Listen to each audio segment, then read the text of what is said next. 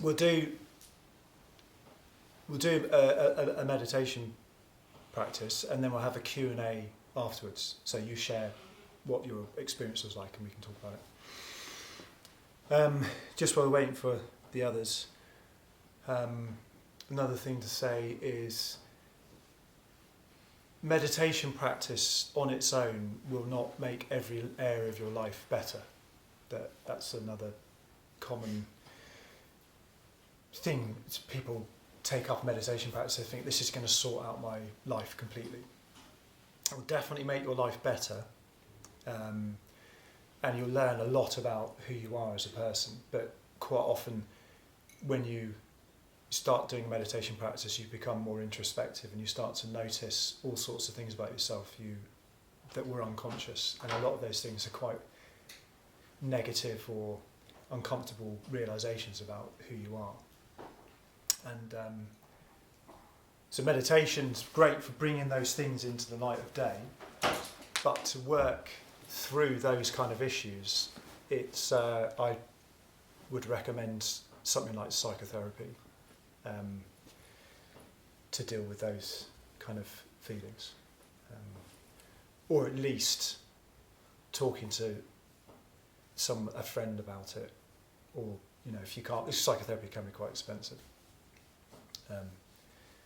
I do one Skype session every month, and it costs 50 quid. So that's about what I can manage financially. It's been a really valuable thing for me.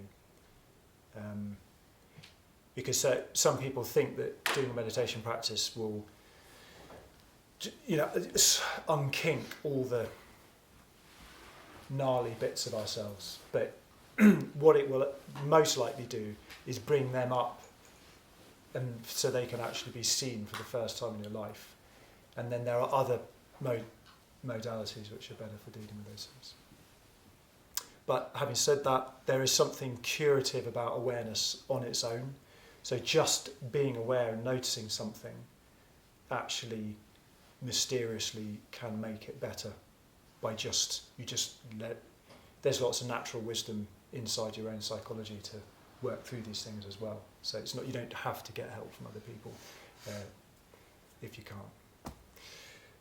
Right. Okay, so we're going to do about 20 minutes guided meditation.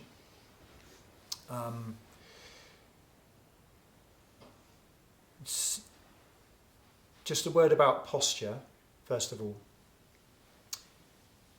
You want to make 3 parts of your body touch the ground, so it's like a tripod, your bum and your 2 knees. So quite a lot of people, when they come to the practice, initially they do the kind of, if you're this kind of sitting cross-legged like that, if you do that, your knees aren't touching the ground and you're actually leaning backwards and having to lean forwards to stop yourself falling back, and it's going to really hurt your lower back. There's a natural arch inside the bottom of your lower back which you want to maintain. That's the strongest. The spine's curved because it's a really strong, stable structure. You want to keep that curve a little bit. So the way to do that is to raise your bum off the ground. One way you can do it, if you're not comfortable sitting cross-legged, is to kneel like this. So you put the cushion between your legs, your bum's on it, your knees are there, you've got this firm tripod, and when your hips are higher than your knees, you're sort of naturally, your pelvis is a little bit tilted forwards like that. And with your hands, you can put them on your legs, or you can have them like this. I've done both. For many years I meditated like this. Then the last few years I've been meditating like this. If you've got trousers on, it's really easy because it just sort of sits in that bit, and you just one palm in the other, and it just, I've decided to never fuss about the exact, you find some instructions that give you exactly where to place your palms and your thumbs and which palm to put in which. I like to switch it around. I'm all about balance. So switching it around is really good. The sitting posture that I've found really good is what's called the Burmese posture. I'm not a very flexible person, so the full lotus or even the half lotus is kind of off the table for me.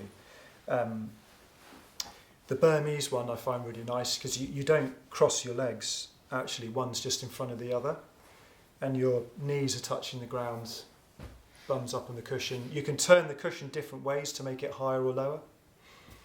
And if you're sitting on a chair, you just want to make sure that your bum is higher than your knees, and that helps just bring you slightly forward so you're a bit more stable. So meditating in a chair is fine, and don't have your back touching. You don't want to slouch. Right. So this type of meditation we're going to be doing is getting in touch with the formless aspects of ourselves. So does everybody here know, I mean this is a trick question, okay, everybody here is, I'm not even going to phrase it as a question, everybody here knows what awareness is, right? It's just something that we all can talk about, we're aware. But quite often we've never actually investigated or looked closely at what it is to be aware. What's it mean? What's it feel like? What are the implications of being aware? And one of the tricky things about awareness is you can't point to it. Like, can anybody here show me their awareness? This is a trick question, in case you're wondering. Yeah? It's like, where is your awareness? Just kind of feel like, can you actually feel where your awareness is? Think of your senses. Well, what we'll do in this practice is that we'll discover that your senses actually lead into your awareness. You experience your senses because you are aware. If awareness wasn't there, the lights wouldn't be on, and you'd be like a robot. So a robot senses stuff, but the lights aren't on. But the difference between a robot and a person is all the senses are still happening, but the lights are on. There's someone home.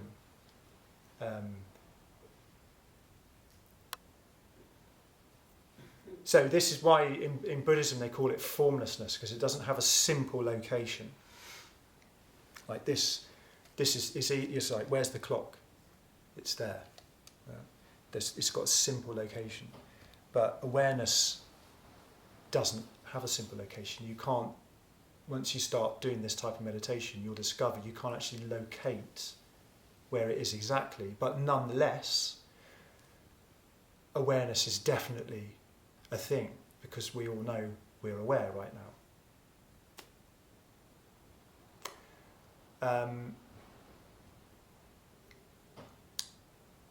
So I'm going to do a guided meditation. This is only one part of your identity. So I'm not suggesting, it might seem like the way I'm talking, I'm trying to guide you into this actual state experience of experiencing yourself as awareness. But just play the game. Okay, just go for it. I'm not saying this is all of who you are and you're nothing else. Okay, we're drilling down into one part of your identity, but just remember that that's all part of a bigger picture. Okay. So just if you just take a moment to get comfy, and you can close your eyes, or if you want to have your eyes open, just looking at the floor.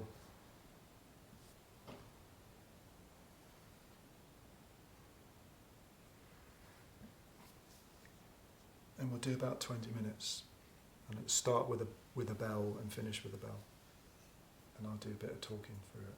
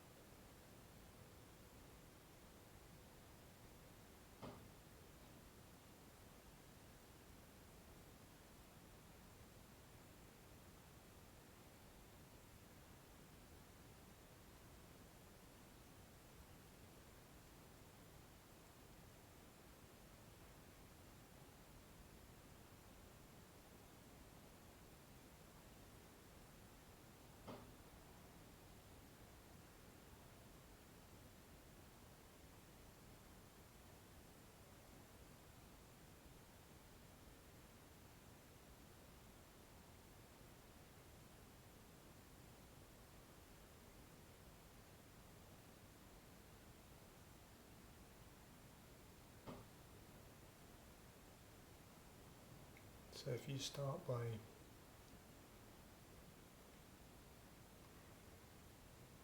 listening to the sounds you can hear.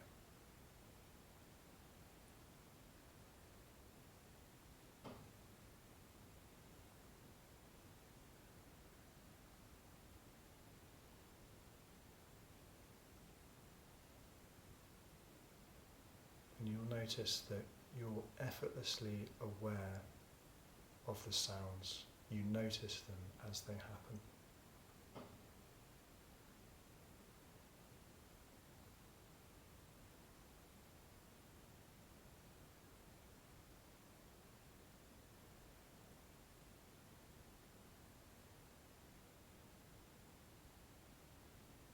You don't even really need to pay attention on the sounds. There's no effort required. A sound happens and you notice it without any effort.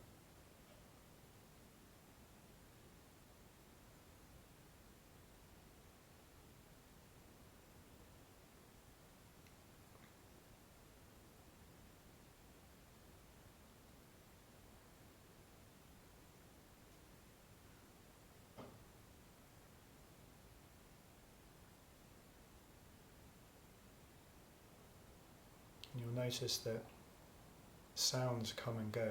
They're always changing and morphing. But there's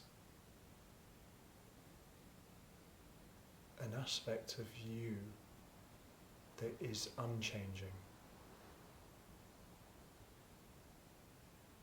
permanent, still.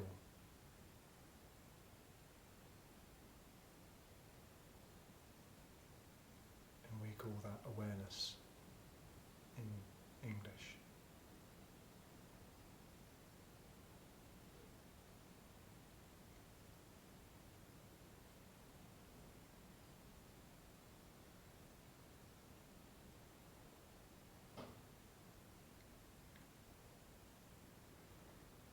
But the word awareness is a third person perspective term. It's an it. What's awareness feel like as your I? Your I am. Not I am this, I am that. Just I am here, present.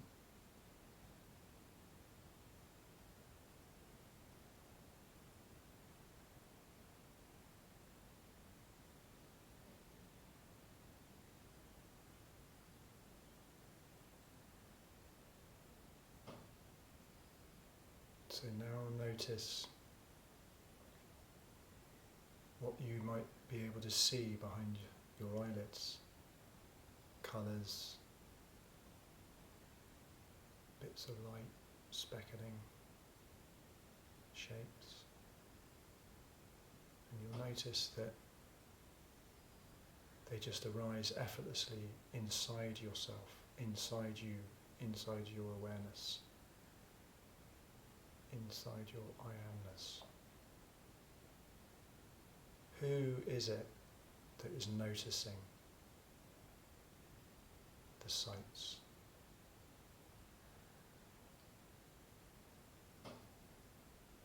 It's not your thoughts. We'll get to thoughts in a minute. You can see your thoughts. There's someone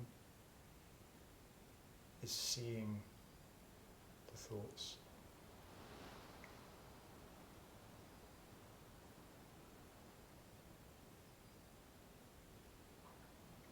But you're not going to see your awareness. This is the place from which you actually see and notice and feel. Don't try and see it. It's you are the one seeing.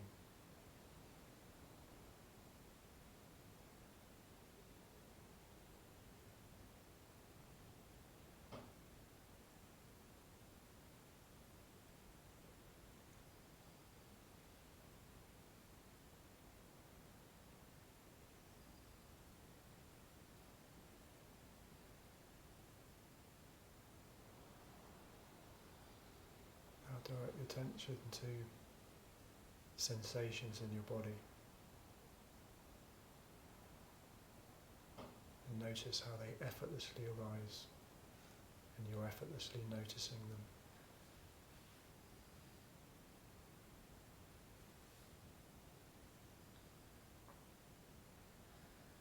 From this place that you can't really locate, from this perspective, your eye,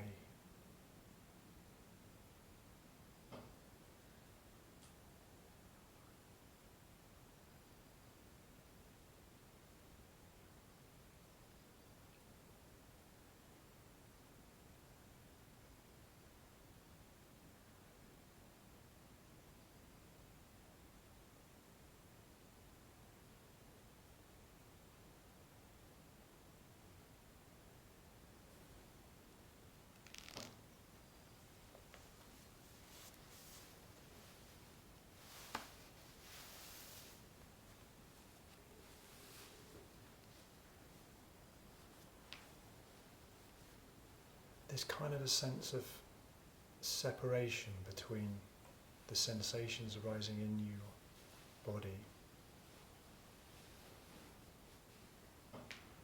and you as awareness. Your awareness is unchanging, always effortlessly focused in the present moment. And the sensations are always changing like a kaleidoscope. But as awareness, you are unchanging because you don't have a shape, a colour, a texture.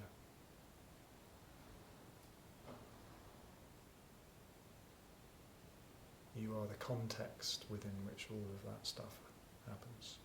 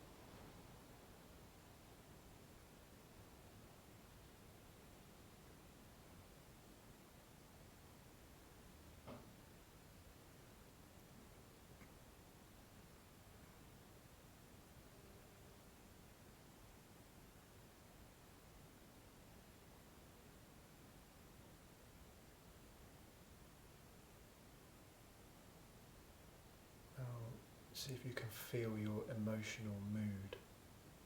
How are you feeling emotionally? And notice that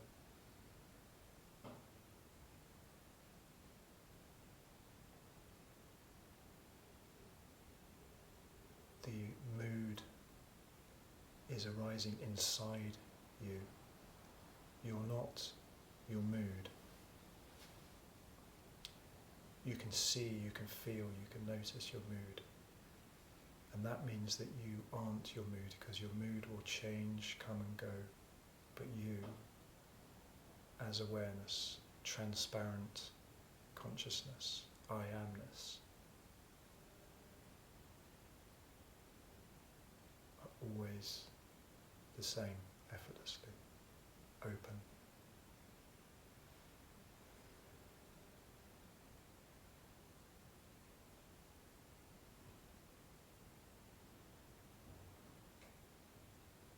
As awareness, I amness, you.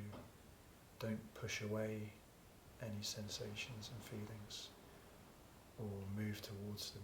They just arise inside you like a consciousness snow globe.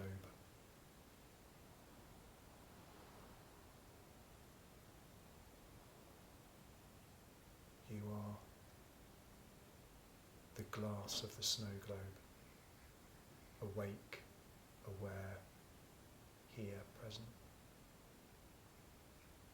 but with no shape, colour,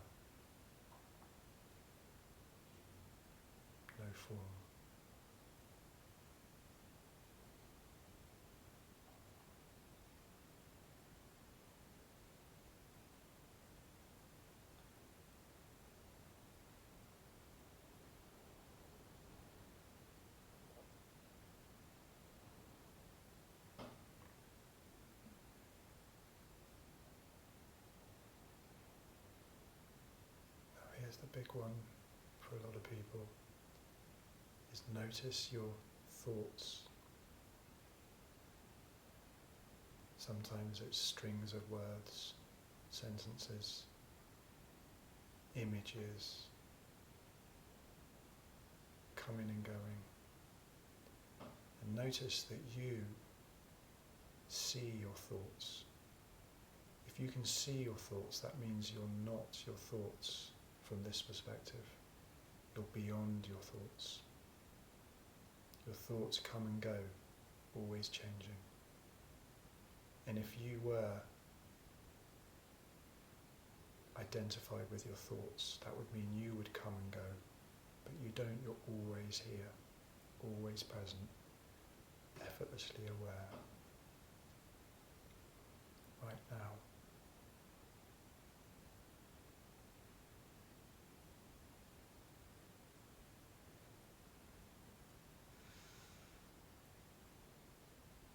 In fact, you can see your whole personality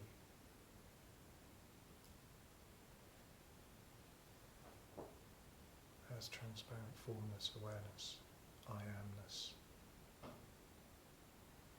effortlessly holding all of this stuff inside you, and you're also outside it.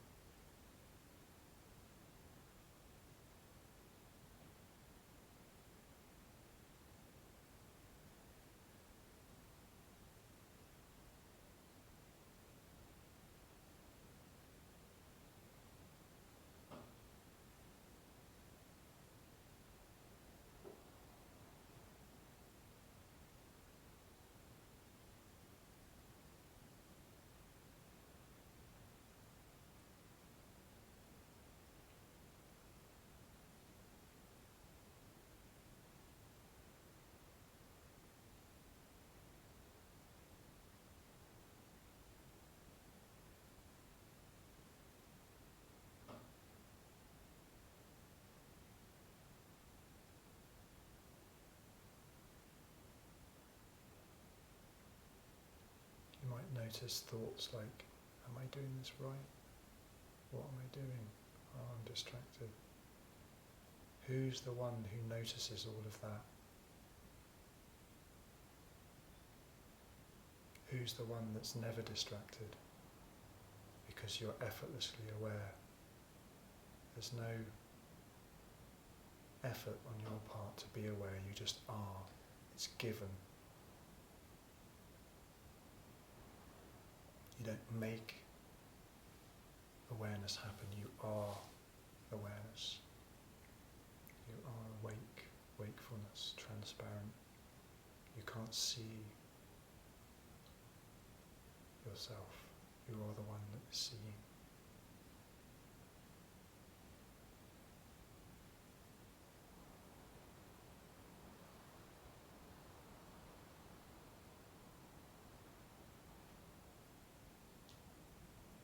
When a thought comes up, sensation, sound, you just let it come up, you see it, stays a while and then it goes. Who's the one that doesn't go?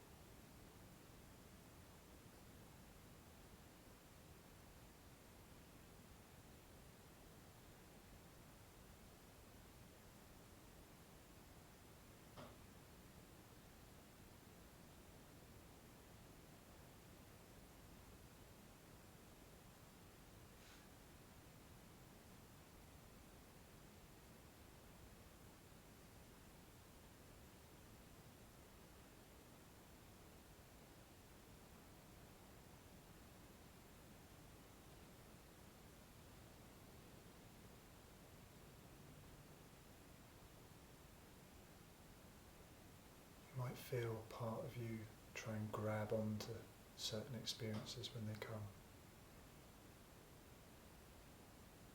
But that's not you.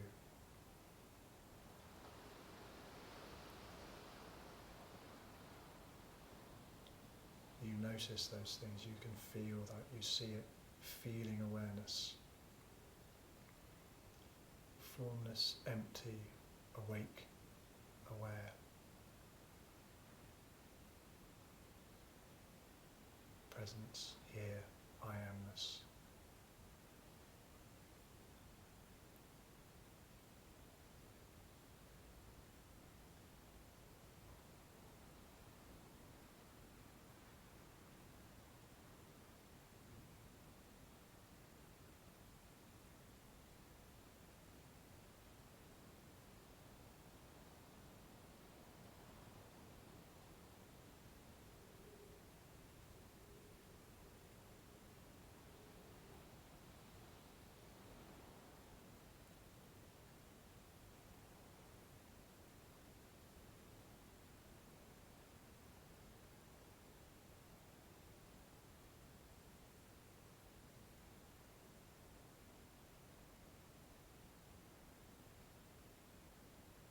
Now bring up a memory from your childhood, a specific time from your childhood. Really see yourself there, feel that moment. Bring this, what can you see? Where are you? What were you feeling? What were you thinking? What did your body feel like? You had the body of a child. You were somewhere totally different, maybe even in another country. You had the thoughts of a child, the feelings, emotions of a child.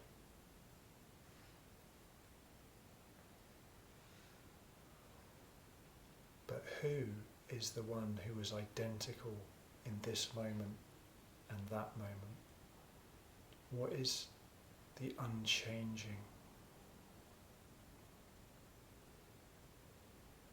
part of your identity?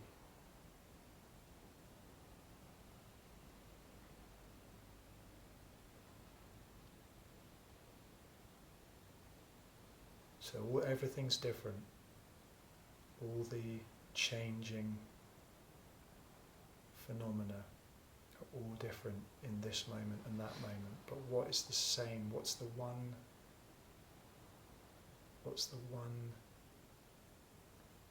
part of yourself, the dimension of yourself that's the same then and now? And even when you're when you're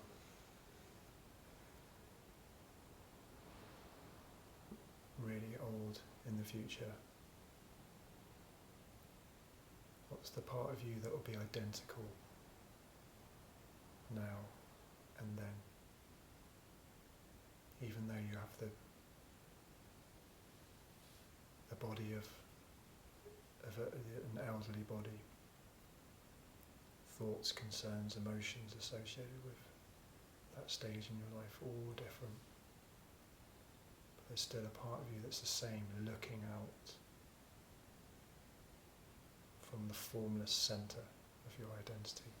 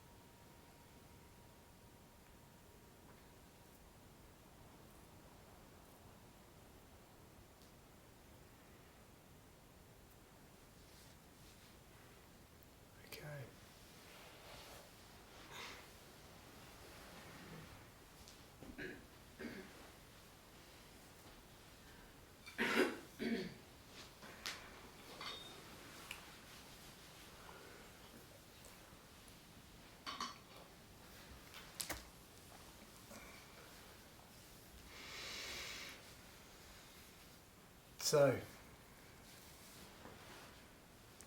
what was that like?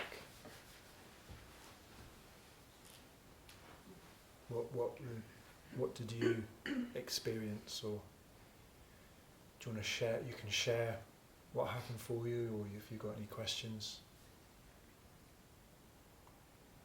I really experienced the noises, the sound of everything.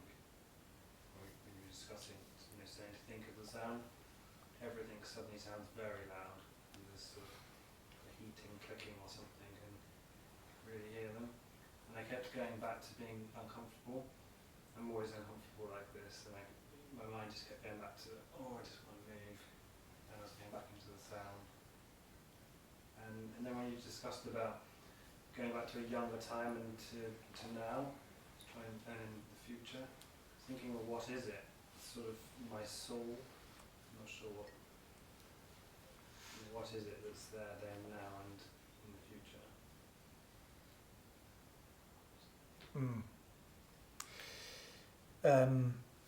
There's a few things there. Thanks for sharing that. In this type of practice that we've just done, there's a difference between being aware effortlessly. So if I go like this, everybody heard that sound, right? You didn't know it was coming. You didn't try to hear it. You just heard it. Because awareness is a given. You don't make awareness happen. You are aware. And then there's attention. So where you place it. So this is kind of like, you might describe it as panoramic awareness. And then attention is focusing awareness in one place. So when you say about the sounds, when you place your attention on the sounds, suddenly the soundscape becomes more vivid. You're actually aware of all the sounds anyway, but when you focus on it, it suddenly goes into kind of technicolor. When we look at breathing, the breathing practice, so this is called, in traditional terminology, meditation without an object.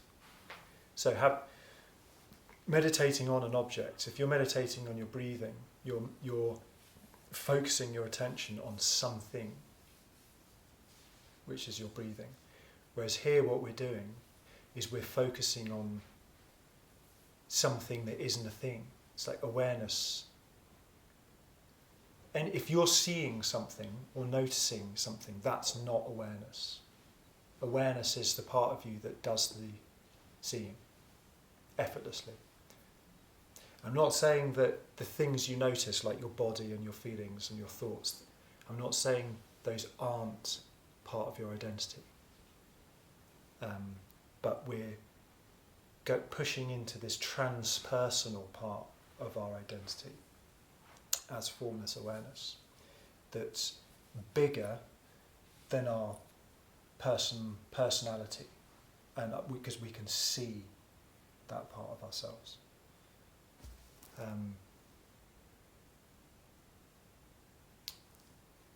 And when you look back at your childhood memory, what the thing that's identical there is your feeling of being aware, present in that moment. This is sometimes traditionally used as an analogy for awareness. So imagine this ball is actually conscious in the way that we are aware and awake, but doesn't have actually any contents inside it. It's just this bright, luminous awakeness. And one of the characteristics of awakeness is it's a pleasant, awareness on its own is a pleasant thing. But if we put this ball on here, it takes on a brown colour in the pattern of this. But that's not actually inside the ball, because I can move that out and it goes back to being transparent. If you think too hard about this, it becomes a bit abstract and weird. This is not a philosophical thing. This is a direct experience. And it can be quite trippy almost to do this, to go deep into it. It's a bit like a state experience, like that. Yeah, it's interesting. I've definitely felt all of the sensations of my body, not negatively, but just in a way it's like almost a pulsing feeling, like quite physical. Mm-hmm. And also I feel like there was that really physical feeling, that experience that I was having. And also these, when you described the snow globe, that was like the perfect imagery for the way that my thoughts were like little tiny things, but never fixing, like all these little separate thoughts, a lot of them being memories actually, and really fragmented and temporary. That's kind of what I observed. Yeah. So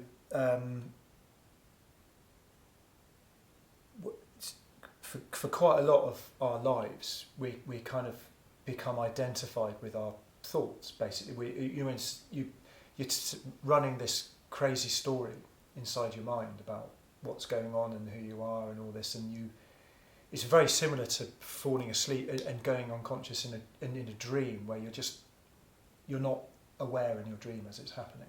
You're just totally identified with your thoughts. And then when you start to do this kind of practice, you suddenly notice that you're actually aware of your thoughts. You can see your thoughts happening. And there's a part of you that isn't your thoughts because you can see them coming and going. And if you were just your thoughts, you'd be coming and going, like in a dream where you're just you're doing this and doing that, and suddenly you're riding a bike, and then you're wrestling a Godzilla, and without even thinking, whoa, hang on.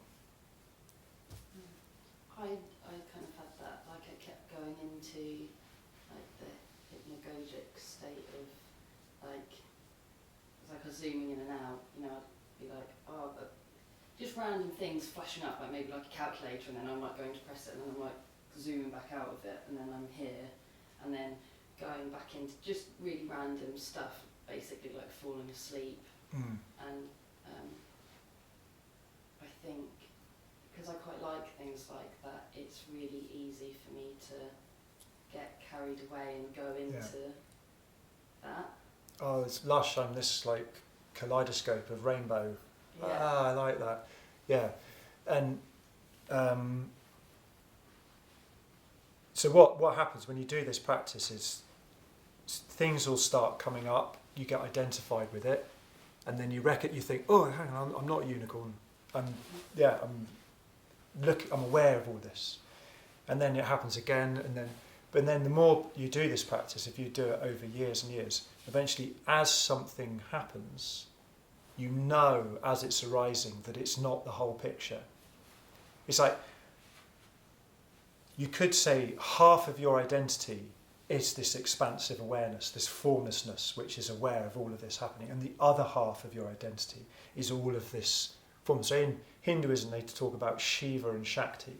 So Shiva is this formless consciousness, and Shakti is the goddess, the god, and Shakti is the goddess that's wildly dancing, moving inside this unmoving, embracing, feeling awareness, God consciousness. And so before you start doing a meditation practice, quite often you're lost in this kind of blind movement, blown around, and then you kind of develop this ability to be present. So you develop this part of recognition that part of you is always still. So as awareness is always still. If it wasn't still, you wouldn't be able to notice all the movement. There's the background of stillness against which all the movement happens. So then you've gone from a kind of just the identity that's just moving around like this. Then you've got this still robust, deep, even keel in your life that's holding all of this together. So now you're two things: your formlessness and form. You're the empty, permanent, unmoving part, and the ever-changing, evolving, morphing, beautiful cascade of everything else. And in this Hindu context with Shiva and Shakti, and a lot of the Tibetan iconography, they have images of a god having sex with a goddess, and the experience of that transpersonal level of emptiness and everything, Shiva and Shakti, feels almost like this kind of love affair between consciousness and its contents. That's a kind of poetic, so that you can use different types of language to describe this stuff. You could describe this in scientific language. So, does anyone know of Sam Harris? His stuff? Yeah? So he talks a lot about this type of meditation practice we've just done, but he talks about it in a rational, atheistic, scientific way. Then, that thing of Shiva and Shakti, the love affair between consciousness and its contents, is more of a poetic description of it. But they're all just different ways of describing this experience. What do you recommend? So when we started that, I felt really calm and I'm really up for this, and it was really nice listening to you say, hear the sounds well there, and I felt like I was aware. Mm-hmm. And then it started to go into crazy sleep stuff, and then I started to notice discomfort in my body. I think, and it was more apparent when I'd come out of the sleep, because I'd kind of jar my body a bit. Mm. And then it started to get more uncomfortable, and then it was like, please ring the bell thing. Shall I just move? Or shall I? In that, when that starts to happen, do you have something to recommend? Should you just stop? No, I've got, so one thing on sort of practical level, if you feel uncomfortable and it's really bumming you out, just move. Yeah. It's not torture. Yes. The other thing to say is, when you notice you're uncomfortable, like you're saying, your body feels uncomfortable, you'll recognise that you're aware of discomfort as much as you are comfort. So say something really unpleasant is happening in your body, you will be as aware of that as if you're having a gorgeous massage with someone playing the harp next to you and with aromatherapy oils on. Your awareness is the same in both experiences. Like if I was to pinch your skin as hard as I could, it would be really uncomfortable, but you'd be aware. You couldn't help but be aware of that. Yeah. Whereas if I came and I massaged your arm with some lovely smelling oil or something and it was really nice, you'd still be aware of that. So your awareness, when I was saying your awareness doesn't move towards a particular experience or push away from it, your awareness is effortlessly open to anything that happens. And when you notice a part of you that is like, oh, this is kind of uncomfortable, I'm not enjoying this, and that's not your identity as awareness.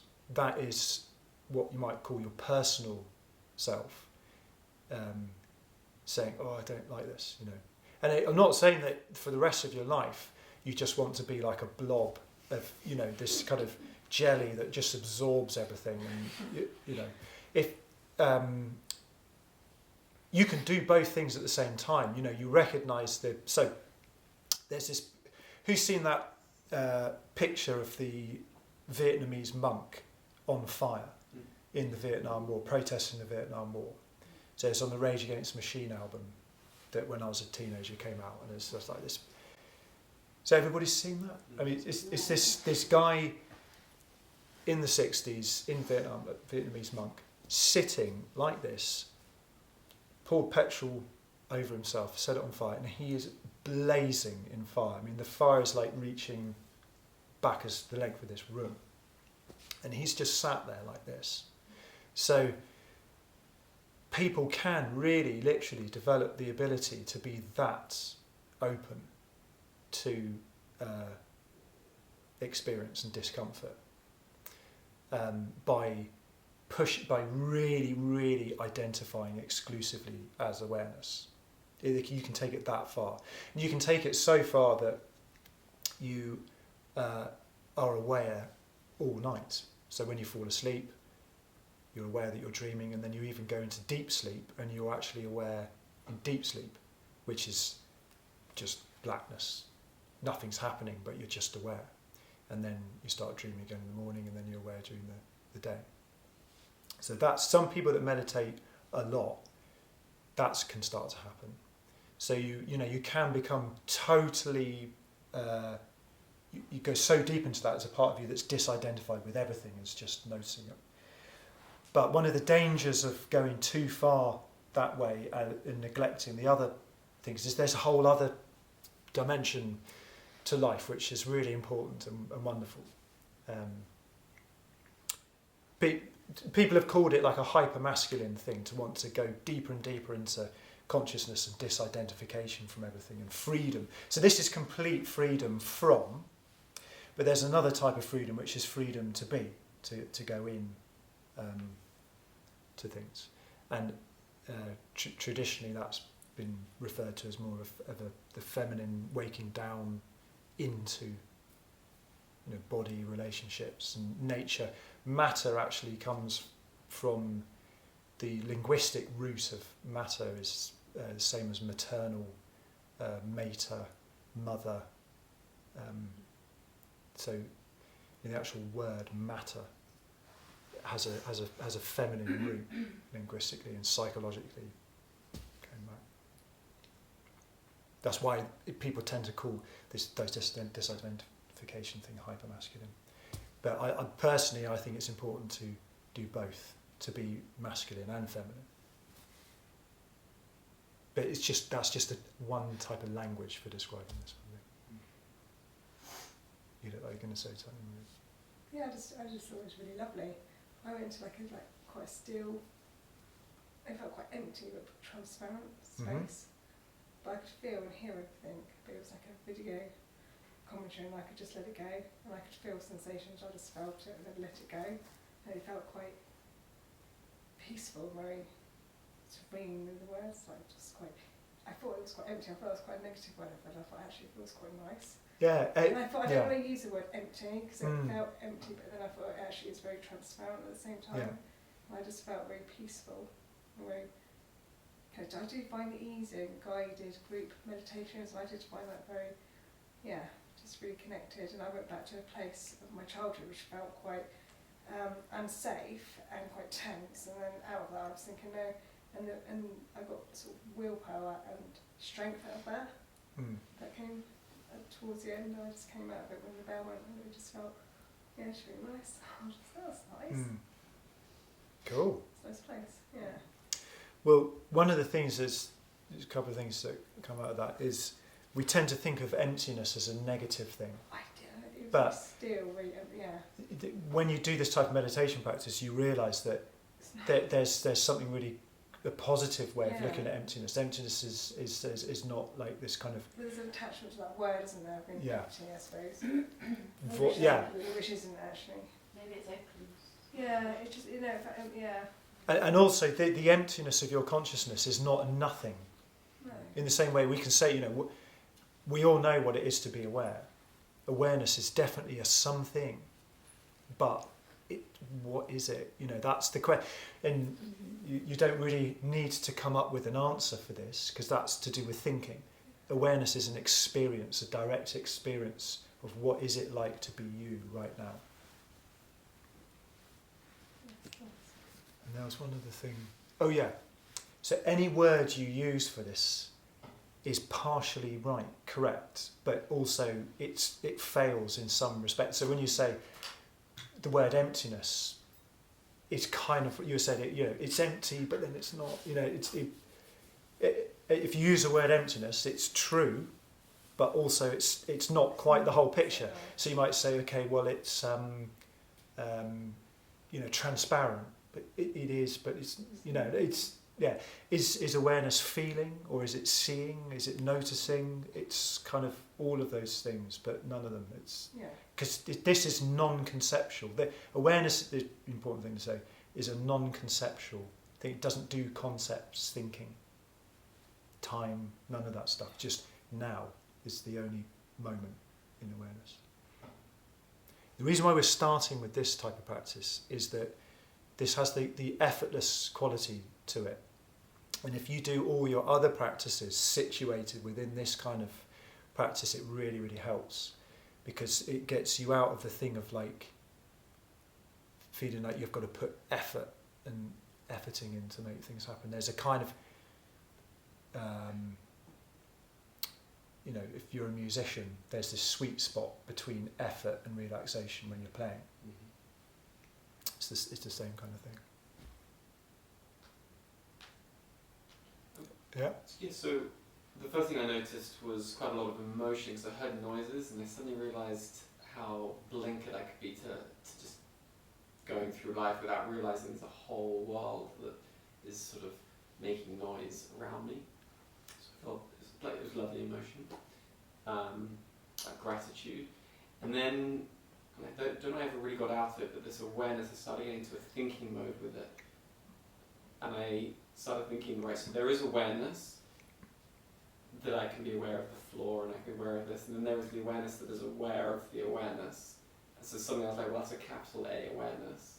And that's very difficult to start thinking about awareness. You can't think. Once you start thinking, you're just aware of thinking, aren't you? Right, so that's where I was flipping between... There's awareness of awareness doesn't make sense, because it's awareness, aware as awareness. You can't be aware of awareness. Yes. Awareness is self-luminous. And so I realised that as a theory, but what I'm saying is I got stuck in the thinking about it. And then when you said go back to a time when I was young and I was like at a water park and there were dolphins, and then Nice. then like, there is...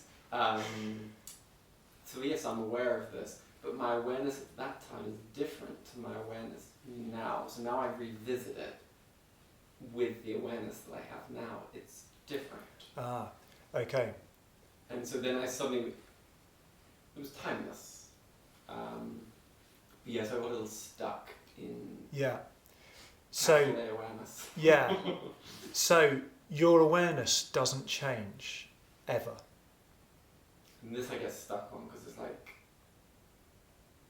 I know what you mean. It's like awareness is just aware, and yet if I revisit awareness from a time that I could be aware, I come from now my 39-year-old self to that awareness. But it's the contents of awareness are what are different in now and when you were a child. Awareness is identical. Yes. And this is really important thing to recognise. When you start, there was a point for me in my meditation practice where I kind of just recognised for the first time in my life that I wasn't my thoughts. I'd sort of always thought I'd kind of that. And then suddenly I started looking at my thoughts coming and going. And then one day I was like, wow, I'm not actually my thoughts. Like, it was a shocking thing. I woke up out of my thinking.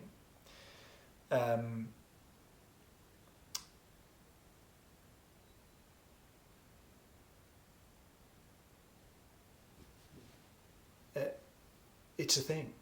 You know, I never even knew it was a thing. No one ever told me that. You know, all through my childhood. No one ever said it. And that's where the freedom is. This particular practice is about being free from everything. And there's a bliss component to it, but there's also, it can be quite a lot of fear of letting go, saying, okay, I'm not my thoughts. I'm not the story I've got about who I've been. You know, I'm beyond that. And this part of yourself is going to be just the same when you're dying. Literally, you're just going to be aware of dying. You know, this part of yourself. The reason why this is a good thing is this part of yourself is just super chilled your entire life. And so we all intuit there's something permanent about our identities. But we misplace that, we put it in the wrong place. And this is one of the core teachings of Buddhism, is that we've got this kind of mistaken identity thing where we think we're just our personality. And we think we're our thinking. Because we intuit there's something unchanging inside us that's always the same. And we think that's in our personality. But our personality and our thoughts, sensations, feelings and relationships, all that stuff is always changing. It can't, there's nothing permanent in your personality. You start to watch yourself in meditation, you'll realise there's no unchanging part. It's just all moving all the time. But nonetheless, there is this sense that there is something permanent in your identity. Because otherwise you just would be a kind of, I can't even, there's no word I've got for it. But we misplace that sense of permanence. We put it inside our personality. And when our and that means it feels uncomfortable when our personality, our thoughts and feelings are changing, because it's like we want us to stay together. It's all kind of flowing, but this other part of ourselves is just always calm and open. Yeah, but it's something that takes practice to do this stuff. But it's the key is to not make it a difficult thinking thing. You know, if you're trying to think about it, just notice that the thinking. You just keep. I'm not that, not that, not that, not that. Back and back and back and back and back. Like this. But aware, awake, conscious, not just a ball of glass. Okay. Any last thoughts on that one? No? Okay. If there's any questions later on that relate to this, you can always ask if things come up at another time. I've one thing to say. I when you spoke about the going back to a memory, I went back to the memory I spoke to you about yesterday, where I remember when I was a kid, very vividly, I must have been about 7 years old, where I had that sensation that I was all of a sudden observing myself as a being, and asking my sister for something, and she said, "Why should I give it to you?" And I just remember thinking, it just triggered, some reason it triggered something inside me, and I realised the person that was asking for it and all that wasn't me, and I was like, why am I the one trapped inside this brain looking at these eyes? Yeah. And I remember it so vividly, and it came back to me now, and I was talking about it yesterday as well, but it stuck with me my whole life, and it often comes back when I try to meditate. Yeah. And meditate. Because your awareness is always in the present moment, you don't need to try and recreate moments that happened in the past. That's a common trap with meditation. You think, okay, I had this experience 8 years ago, I want to make that happen again. But what the aim is to experience it now, what's happening now in this moment. But it's not to say that it's not important. You had that experience which showed you something that makes it easier to get back in that state now. And the other thing to say is this, as awareness, you're always at home with whatever's happening in this moment. You don't get weirded out by things. So who here's had a dream where you were kind of like a fly on the wall? So you're not really a person in the dream. It's almost like you're a camera up in the corner of the room looking at the scene happening. Yeah? And in that experience in the dream, you're not suddenly going, ah! It just feels perfectly natural. And people sometimes when they go to hospital and they're really ill and they have what people call out of body experiences, where they just, their body's totally like out of it with all sorts of medication and pain and disease, and suddenly they find they feel like they're looking at the scene from outside of their body. But most people say it doesn't feel scary, it just feels perfectly normal. So we've all, but that's I haven't had a near-death experience, but I've had dreams where I haven't been in my body. I've just been like observing the scene, sometimes from the sky. You know, you just and I imagine we've all had something like that, and you didn't kind of question it when it happened. It was just felt natural. So that suggests that actually you're perfectly at home with being like this, and it's just a great asset to have in your life. This, because you can really hold everything that life chucks at you without trying to run away from it. Right. Okay. that is the most talking I'm going to do today. This the rest of the time I'm not going to be doing so much talking. I will be talking, but this just in case you thought, oh my God, this guy won't shut up.